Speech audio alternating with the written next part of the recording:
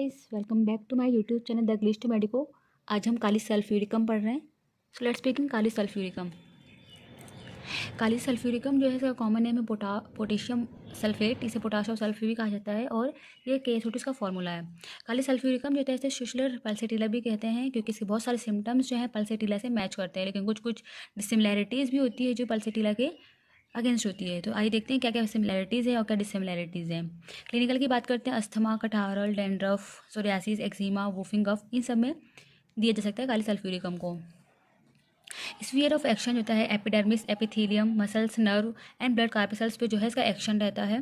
Pathogenesis काली sulphuricum का जो main work ये होता है कि ये ऑक्सीजन कैरिंग मतलब ऑक्सीजन कैरी करती है, मेनली ऑक्सीजन कैरी करती है। ठीक है, तो oxygen taken up by the iron content in the blood corpuscles is carried by every cells, मतलब ये ऑक्सीजन कैरिंग करती है और एवरी सेल्स में जो है सर्कुलेट करती है या फिर पहुंचाती है। अगर इसकी कमी होगी तो क्या होगा?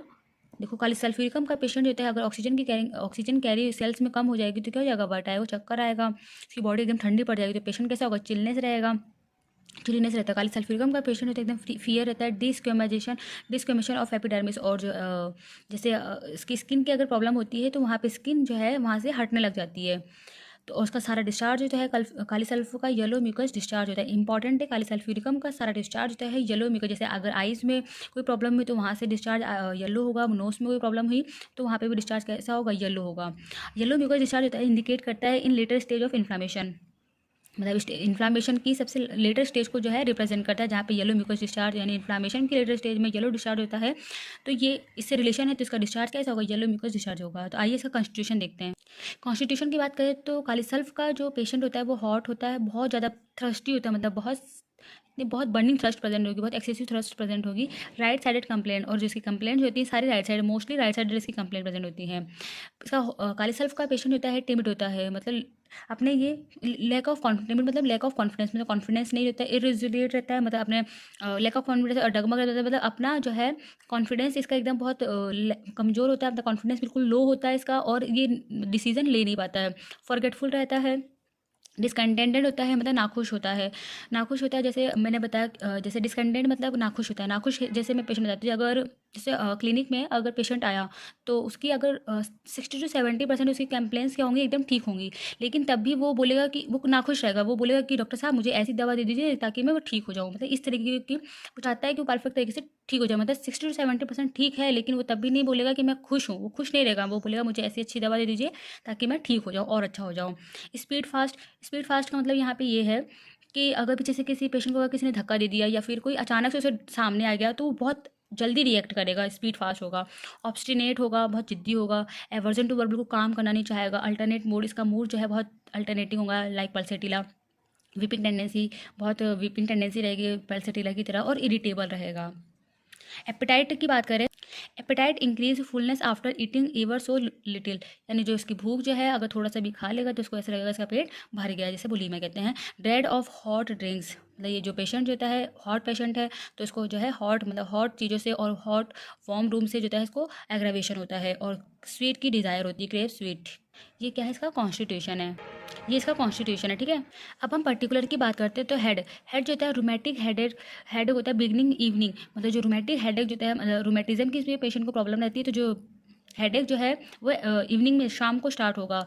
इसमें काली सल्फ के पेशेंट में बाल स्पॉट यानी मतलब स्पॉट लाइक स्ट्रक्चर होती है बाल में दिखाई देती है। डैंड्रफ होता है, स्केल हेडेड, मतलब वहाँ से पपड़ी निकलती रहती है, बहुत ज़्यादा जमी होती है तो डैंड्रफ होगा, स्केल हेडेड रहेगा। ठीक है, वॉर्स इन वार्म रूम, और ये वार्म रूम में जो है इसका एग्रावेशन होता है और अम्लिरेशन होता है। कूल और ओपन एयर में इसको आराम मिलता है। ईयर की बात करते हैं। ईयर में जो होता है डिस्चार्ज जो होता है, अगर कान से येलो मैटर डिस्चार्ज हो रहा हो या इनिशिएशन डिफनेस दिखाई दे रही हो तो हम काली सल्फ दे सकते हैं। Stitches and piercing below the mastoid process के नीचे बहुत पियर्सिंग टाइप का पेन, स्टिचेस मतलब एकदम खिंचाव वाला पेन जो है दिखाई देगा। Pain under the ear and cutting pain under the ear, मतलब पेन के पास जो है बहुत स्टिचेस और पियर्सिंग पेन जो है दिखाई देगा। तो ये ईयर येलो में बताया कि सारा डिस्चार्ज कैसा होगा? येलो मैटर होगा। तो ईयर से भी डिस्चार्ज कैसा होगा? येलो मैटर होगा। नोज की बात करते तो engorgement of nasal pharynx mucous membrane, तो इसमें नोज़ में जो है अगर नेजल फेरिंग्स का भी इन्वॉल्वमेंट होता है, उसकी मेम्ब्रेन का भी इन्वॉल्वमेंट होता है, और उसमें से कोल्ड भी येलो मतलब येलो डिस्चार्ज निकल रहा हो, नोज़ ऑब्स्ट्रक्ट कर गई हो, एकदम स्मेल उसकी लॉस्ट हो गई हो, तो हम जो है काली सल्फ दे सकते हैं। मतलब यहाँ पे भी डिस्चार्ज कैसा होना चाहिए? येलो डिस्चार्ज दिखाई देगा, वहाँ पे एकदम कोल्ड विद येलो डिस्चार्ज होगा, नोज जो है ऑब्स्ट्रक्ट हो गई है, स्मेल एकदम लॉस्ट हो गई है, तो हम काली सल्फ दे सकते हैं। स्टमक की बात करते हैं तो टंग जो है इसकी टंग कोटेड येलो एंड स्लीमी, तो टंग जो है इसकी एकदम येलो होगी और स्लीमी लाइक होगी। पेपी टेस्ट दिखाई देगा। गम्स पेनफुल, जो गम्स जो है बहुत पेनफुल होंगे। बर्निंग थ्रस्ट, एकदम नोजिया एंड वॉमिटिंग, तो यहाँ पे जो थ्रस्ट कैसी होगी, एकदम बर्निंग थ्रस्ट, बहुत एक्सेसिव थ्रस्ट प्रेजेंट होगी। नोजिया एंड वॉमिटिंग भी अगर हो रही हो इस पेशेंट में तो हम काली सल्फ दे सकते हैं। Dread of hot readings, hot readings से डर लगता है क्योंकि हॉट पेशेंट है और उसको एवर्जन होता है हॉट और वार्म थिंग से, तो उसको डर रहेगा। Indigestion with sensation of pressure as of local and fullness होता है, और इंडाइजेशन की प्रॉब्लम दिखाई देगी और प्रेशर दिखाई देगा और लोकल एंड फुलनेस भी दिखाई देगी। एब्डोमन, एब्डोमन जो होता है colicky pain, abdomen feels cold to touch, मतलब पेट बहुत कोलिकी पेन दिखाई देगा बहुत उसको, अगर जब वो एब्डोमन को छुएगा तो वहाँ पे से कोल्ड दिखाई देगा। येलो स्लिमी डायरिया, डायरिया कैसा होगा, येलो होगा, स्लिमी होगा। कॉन्स्टिपेशन विद हेमोरॉइड, साथ साथ कॉन्स्टिपेशन रहेगा और हेमोरॉइड भी एक साथ प्रेजेंट रहेंगे, तो ये हम सब देख सकते हैं एब्डोमन में ये प्रॉब्लम। मेल जो होता है gonorrhoeal discharge slimy yellowish green, तो गोनोरिया मेल के पेशेंट को अगर गोनोरिया हो रहा है और वहाँ से डिस्चार्ज कैसा हो, येलो स्लिमी डिस्चार्ज हो रहा हो, तो हम काली सल्फ दे सकते हैं। फीमेल की बात करें, menses too late scanty with feeling of weight in abdomen, और मेंसेस जो है बहुत लेट हो और वहाँ से डिस्चार्ज कैसा हो, मतलब स्कैंटी हो, बहुत कम दिखाई दे रहा है, with feeling of all right in abdomen, sorry इसमें लिखा है कि weight in abdomen, scanty with feeling of weight in abdomen जो है, तो यहाँ का जो मेंसेस जो है बहुत लेट होगा। लेट होने जनरली देखा जाता है अगर जब मेंसेस लेट होते हैं तो उसका डिस्चार्जेस कैसा होगा, बहुत एक्सेसिव, लेकिन यहाँ पे कैसा होगा, स्कैंटी होगा और उसको ऐसा लगेगा कि मतलब पेट में कुछ बहुत भारी भारी सा फील होगा। इंपॉर्टेंट है काली सल्फ्यूरिकम के दो इंपॉर्टेंट फीचर है जो 5 नंबर में पूछ लिया जाता है, रेस्पिरेटरी सिम्टम और स्किन, इसकी इंपॉर्टेंट है।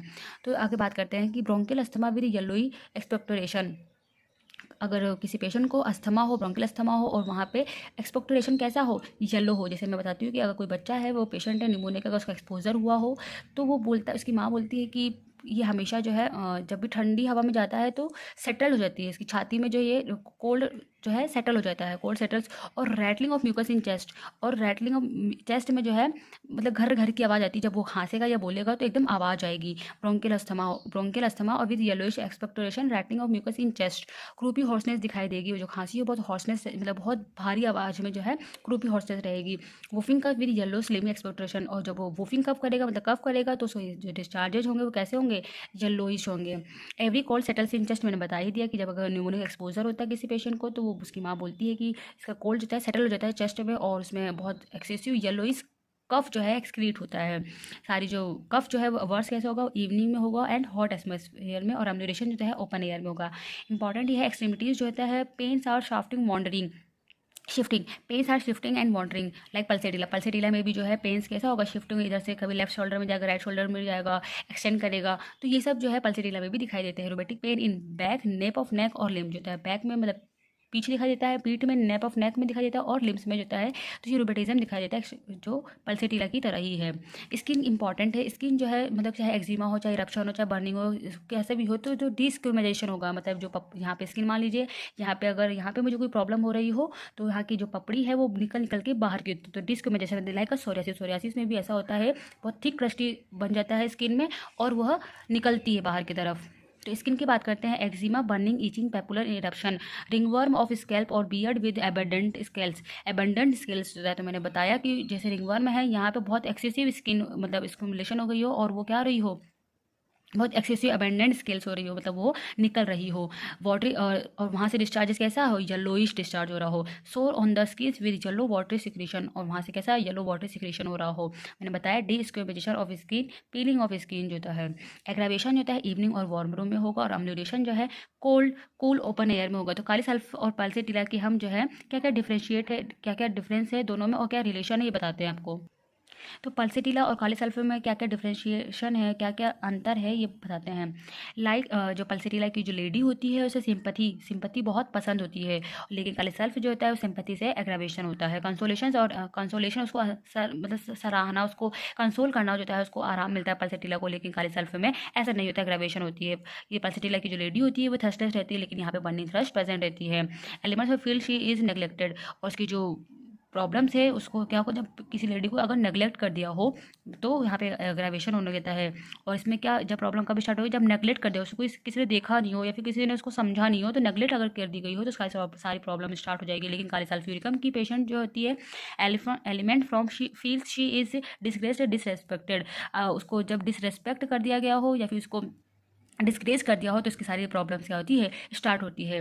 आगे आगे देखते हैं कि काली सल्फ्यूरिकम का बेबी कैसा होता है। जो काली सल्फ का जो चाइल्ड होता है, बेबी कैसा होता है, he is mild delicate timid like pulsatilla, बहुत माइल्ड होगा, डिसीजन नहीं ले पाएगा, बहुत डेलिकेट होगा, टिमिड होगा और अपने कॉन्फिडेंस एकदम बिल्कुल बिल्कुल लो होगा, लाइक पल्सेटिला की तरह, बट वेरी रेस्टलेस, बहुत ज़्यादा एक्सेसिव रेस्टलेस रहेगी, फिजिकली बहुत एक्सेसिव रेस्टलेस, मतलब उसे फीवर भी होगा।